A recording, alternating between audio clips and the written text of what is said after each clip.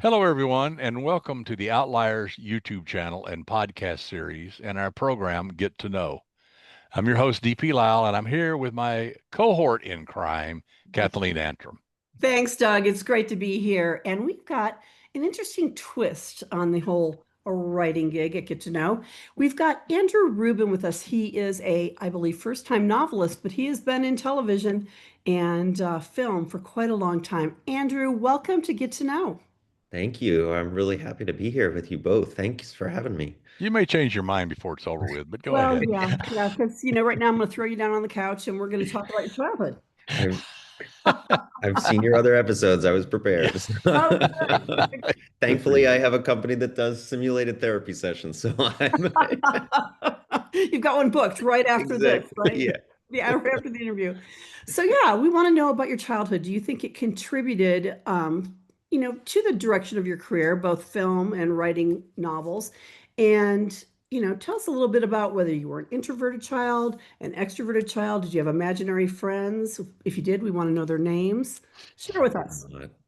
Well, no on the imaginary friends. I missed out on that trend. But I would say absolutely childhood influencing the direction I went. Very much with my dad. He was a cinephile. My parents were both book lovers, always devouring books. My dad always wanted to be a writer. He became reluctantly a lawyer, as a lot of them I think do. But we just our whole relationship was movies and books and stories.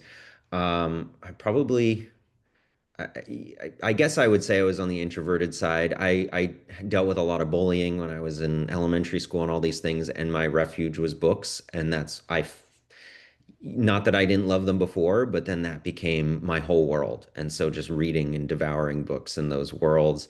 And then my love, I always knew I wanted to go to film school. I was one of those weird kids that I don't know why. I mean, I love photography and all that. So while everyone was trying to figure it out, I was like, I always knew that's where I was going to go and telling stories. And so I think the combination of those elements sort of really played into. I didn't think I'd ever be a writer. That was sort of a surprise twist to me. I was always focused on filmmaking. So more the direction or production. I'm going to assume that the direction, not the financial Yeah, side. Yeah. yeah, not the. When I What's was this eight, I wanted to magical be an thing called executive producer. financing? Yeah,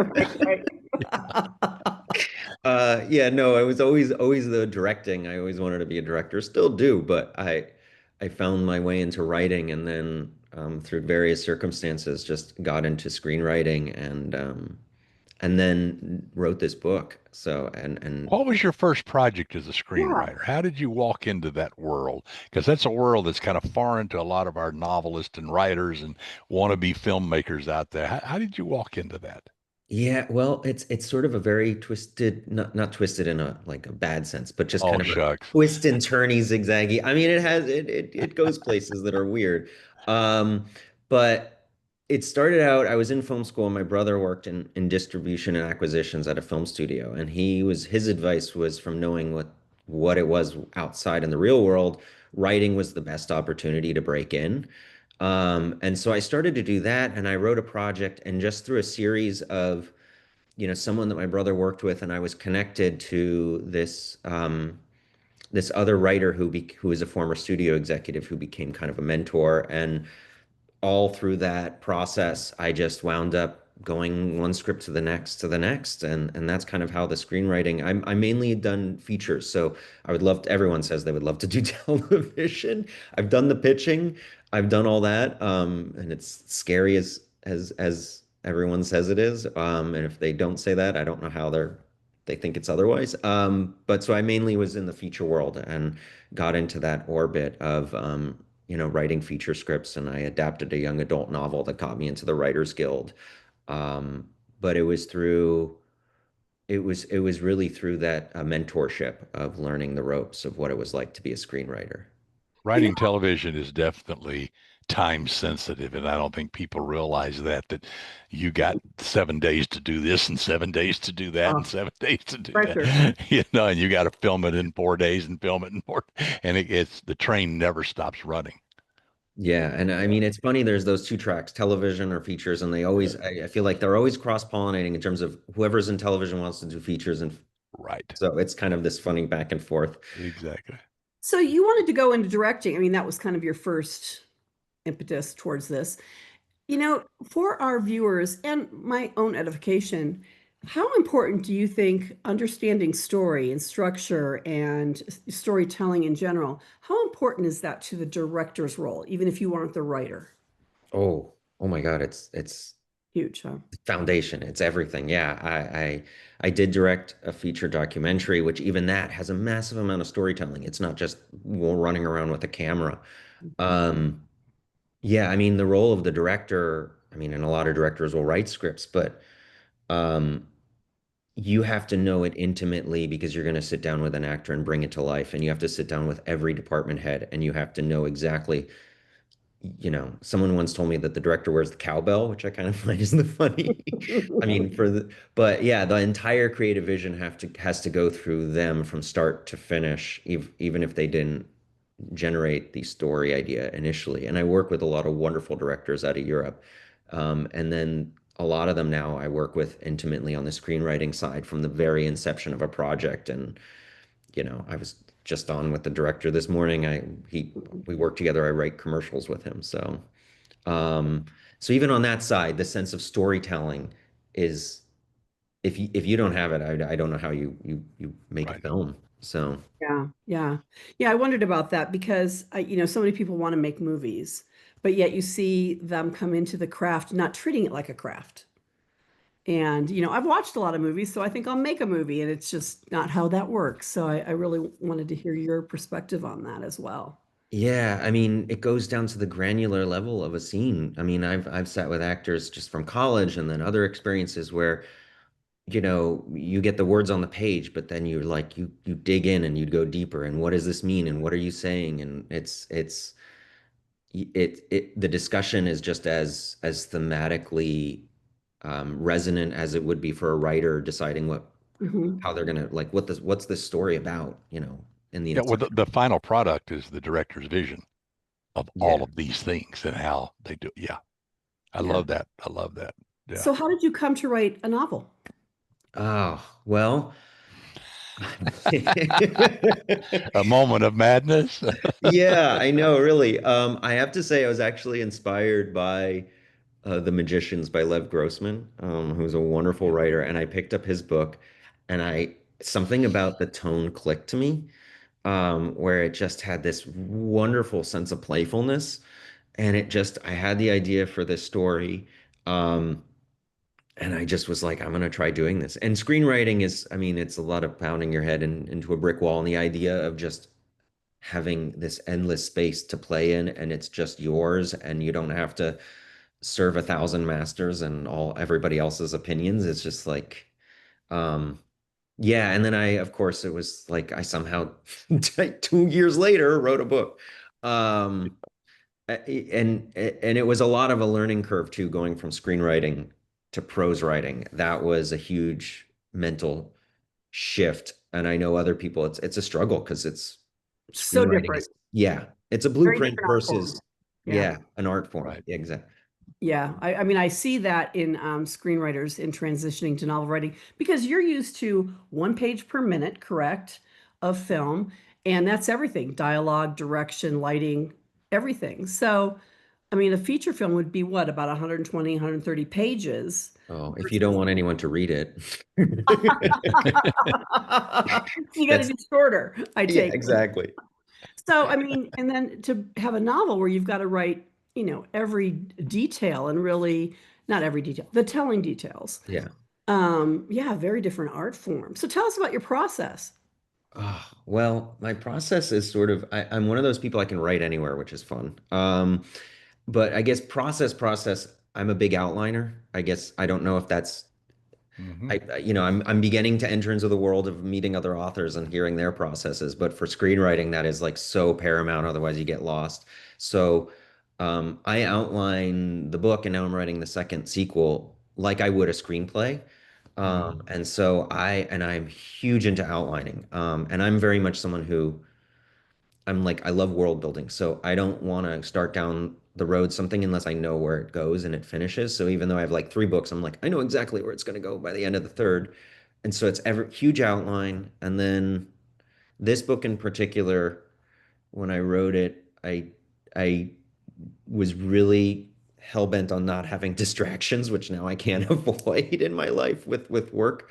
But I would drive down to my local beach before sunrise. I'd park my car literally on the sand. I would wedge a towel, roll up the window so that it would block the sunrise coming in and blinding my screen, and I would write for like 2 or 3 hours solid with no internet, no phone, no nothing, stuck in the back seat of my car. So Oh, with that's with the other door open and the beach right there. So that was nice. So process is, yeah, lots of outlining, and then really trying to get into a rhythm of just writing. And if I'm stuck, it's just I'll just sort of, it's nice now, the process, I know, like the being stuck is just part of the process, so it Oh, doesn't yeah, feel, absolutely. and Absolutely.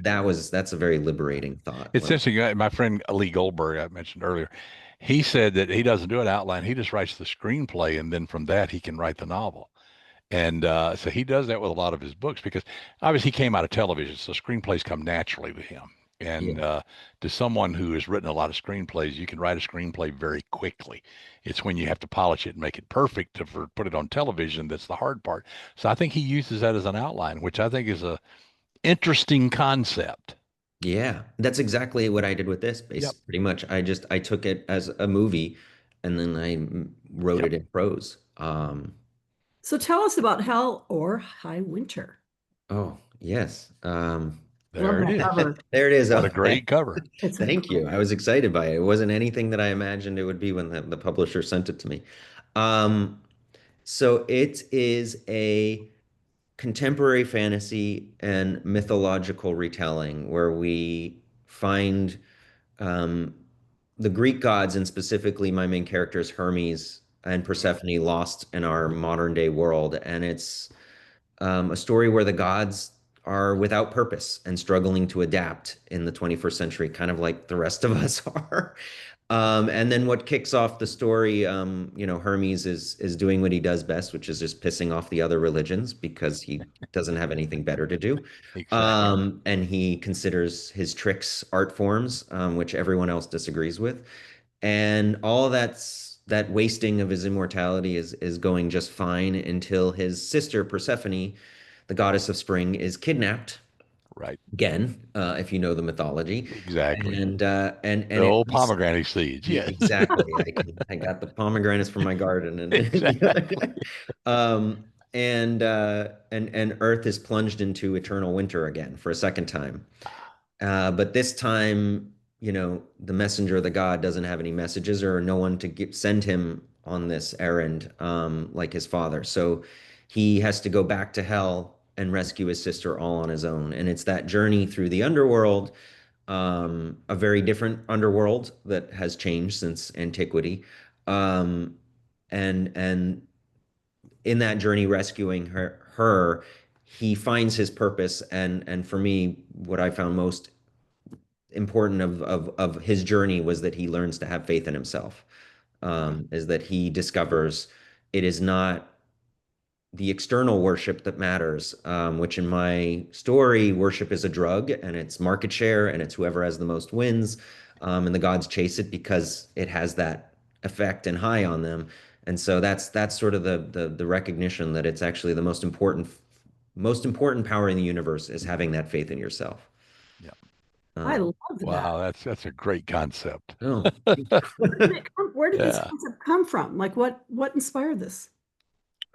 Funny enough, it was a game of Mad Libs with my brother. But he was just asking about like what Greek myths were interesting, could be like a movie, because I was thinking in movie terms, and I was like, well, I always loved Hermes and his rescuing his sister, and it's such a clear. The Greek myths are just so fun. They're Oh, just yeah. perfect storytelling, and I love that the Greek gods are not, they're not put on a pedestal. I mean, yes, they have Mount Olympus, so that's quite a big actual pedestal, but their lives are extraordinarily messy. And then taking the mental health background and the things that I do in work, I love to sort of transpose that lens onto them, the same struggles that we deal with. And Hermes himself, in the liberties that I enjoy taking with him as the messenger of the gods, he's sort of the low man, low God on the totem pole. Exactly. And he has to speak with other people's voices and doesn't have his own. And there is even a little tidbit, and I put it in the book of the Homeric, one of the Homeric, uh, um, not rhymes, my God, lyrics. Yeah. My brain just shorted out for a It second. all happens. Happens to all Yeah. of us. Anyways, one of the Homeric hymns even references him as just like a boy of a god, and so that disrespect and that sense of disgruntled feeling that he has, this chip on the shoulder, and that always really interested me. Maybe because I'm a screenwriter and I know what that feels like. Maybe. Yeah, it's a tough business for Maybe, sure. possibly, probably, yes. Yeah. But So, that was his role in the pantheon. He was considered, well, you're not like Apollo and you're not like, yeah. Zeus. You're just this little messenger boy. Exactly. I remember Greek mythology very well. It's my favorite college course, actually. Well, it's a lot of fun. So what are Well, you working on now? Working on it. Okay, yeah. Well, I'm actually working on the sequel, so I'm two-thirds of the way through Nice. book two. The first book takes place in the underworld in hell, as I mentioned, and then I designed it to cross. I'm calling it the Holy Trilogy. So the second book takes place on Earth, and the conspiracy widens, and then the third concludes in heaven. So I'm doing that. I have some screenwriting projects. Another one with this director in Europe that I love to work with. So we're developing a new project, and then also just the work that I do with my business with Symptom Media. yeah. So That's so exciting. Can you tell us a little bit about what you're doing with the director from Europe? Or is that top? oh, I think it would be in. I don't know if I can and I should because the idea generated from them. But I have another project I could talk about that we're trying to get out there, which I seem to know everyone in Finland now because they're all commercial directors in Finland. Um, and I have another one with another wonderful director, Pekka Hara, that he came to me with this idea, and it's called Memento Mori, and it's set at the beginnings of photography and about the origins of photography around Memento Mori photography, Oh, sort of a Wow, gothic thriller romance of fantastic. the birth of our modern era through photography. You definitely delve into really interesting topics, so that's very exciting. Can you tell our viewers and readers where they Hopefully can get your readers. work and where they can find more about you? Oh, amazing. Thank you. Yeah, they can go. I mean, the book is available Amazon, Barnes and Noble Bookshop.org, and they can go any one of those links through hellerhighwinter.com. I'm struggling to figure out this world of Instagram that's not just me posting my travel photos now. So exactly. I am on Instagram. That's my name, Andrew Rubin 77, because there's 76 others of me out there. And Wow. apparently, Little and competition. yeah, exactly. And of course, I never thought I'd be transitioning it into an author page. So you can watch me stumbling through marketing posts. So I love it. and Oh, travel photos. So, I I love it. love it. Well, I'm going to ask our viewers to please click the thumbs up. We love that. It really helps get these interviews out there. And click subscribe if you haven't already so that you don't miss any of these interviews that we have coming up. It's free to you and it really helps out the channel. And Doug, I'll throw it to you. Yeah, Andrew, thank you so much. It's so nice to meet you and great. I love talking with you. You have so many stories and I love the concept of using mythology to create a tale. And so great. oh, thank you so much. A lot of fun. It's such an honor to be here with you, and so Well, we many people enjoyed speak it. highly of Interview. you all. Yeah, So, yeah. Definitely have to have you back when you finish this next book. Very oh, excited. love Yes, that. absolutely. Motivation. I need motivation. Yes, now you've got it. Kathy will crack the whip and say, "Get to Yes. work, get to work." Well, everybody, that concludes this episode of Get to Know here on the Outliers YouTube channel and podcast series. But as you know, we will be back with other interviews before too long. And until then, keep reading, keep writing, keep having fun, and try not to get caught.